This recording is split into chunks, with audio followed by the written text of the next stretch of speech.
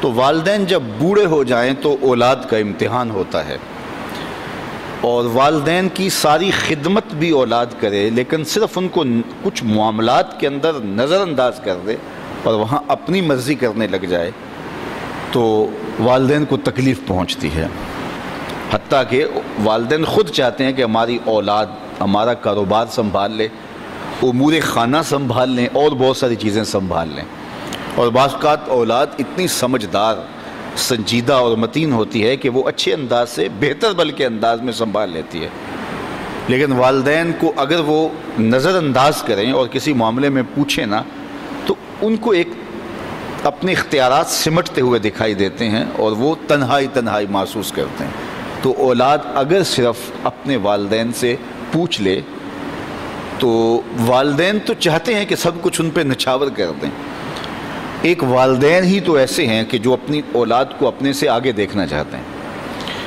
لیکن اولاد اگر نظر انداز کرنے لگے تو یہ رویہ والدین کے لیے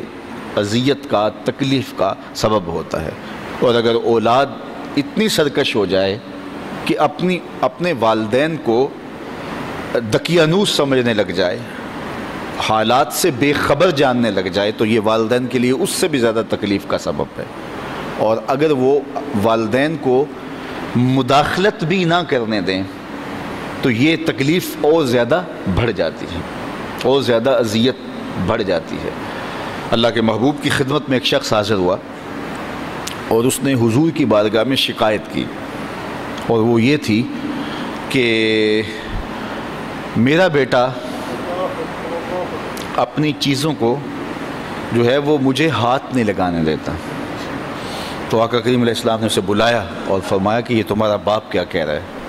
تو اس نے کہا کہ حضور اس کی عمر ایسی ہو گئی ہے تو یہ چیزیں خراب کر دیتا ہے۔ تو آقا کریم کی چشمان اقدس سے آنسو ٹپکنے لگے، اور آقا کریم نے فرمایا کہ ایک وقت تھا کہ تو اس کی چیزیں خراب کرتا تھا اور اس نے کبھی نہیں تمہیں روکا تھا، یہ دوبارہ وہ چیزیں لا کے تمہیں دیتا تھا۔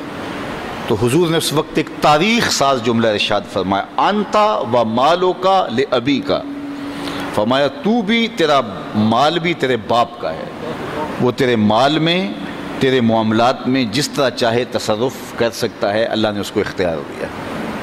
تو ماں باپ کی خدمت یہ سعادت مندی کا راستہ ہے، اور ماں باپ کو نظر انداز کر دینا، ماں باپ کی بے ادبی کرنا، ماں باپ کی توہین کرنا، ماں باپ کو دقیانوس سمجھ لینا، ماں باپ کو کمتر جاننا، ماں باپ کے لیے رویوں میں سختی پیدا کر دینا، بلکہ فرمایا قرآن مجید میں کہ اپنے بازوں کو سکیڑ لو۔ پرندہ جب اڑتا ہے اور اڑان بھرتا ہے تو بازو پھیلاتا ہے اور پھر وہ اڑان بھرتا ہے، اور جب اس نے دوبارہ زمین پہ آنا ہوتا ہے تو بازوؤں کو سمیٹتا چلا جاتا ہے۔ تو بازوؤں کو سمیٹتا ہے تو وہ زمین کی طرف اترتا ہے۔ تو کہا کہ کتنی خوبصورت مثال قرآن نے دی ہے کہ اپنے والدین کے لیے بازوؤں کو سکیڑ لو۔ تم افسر ہو، تم مفتی شہر ہو، تم حاکم شہر ہو، تم بہت بڑے بزنس مین ہو، تم علامۃ الدہر ہو،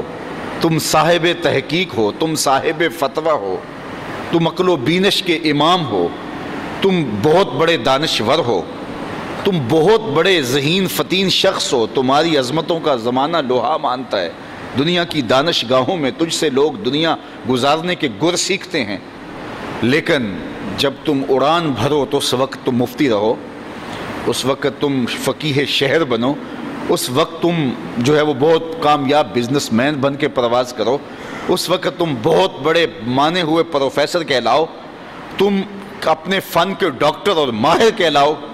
لیکن جب تم واپس اپنے باپ کی چوکھٹ پہ اپنی ماں کی بارگاہ میں آؤ تو بازو سکیڑ لو، اس وقت بیٹے بن کے آؤ۔ اس وقت تمہارے ساتھ جو مفتی کا ٹائٹل ہے، عالم کا ٹائٹل ہے، پروفیسر کا ٹائٹل ہے، ڈاکٹر کا ٹائٹل ہے، کامیاب بزنس مین کا ٹائٹل ہے، وزیر اور مشیر کا ٹائٹل ہے، وہ اتر جائیں بازو سکیڑ کے، تم ایک بیٹے بن کے ماں کی آغوش، ماں کی خدمت میں اور اس کے حضور اور باپ کے حضور بیٹھو، تو یہ ان کے لیے تسکین کا سبب ہے۔ اور اب جب دوبارہ اڑان بھرو گے تو اللہ تعالیٰ تمہیں اور زیادہ عزتوں سے نوازے گا۔ تو فرمایا کہ اپنے بازوؤں کو سکیڑ لو، اللہ اکبر، کتنی خوبصورت بات ارشاد فرمائی، اور فرمایا کہ ان کے سامنے ادب کا لحاظ رکھو، تلقین ادب کی، اف تک نہ کہو۔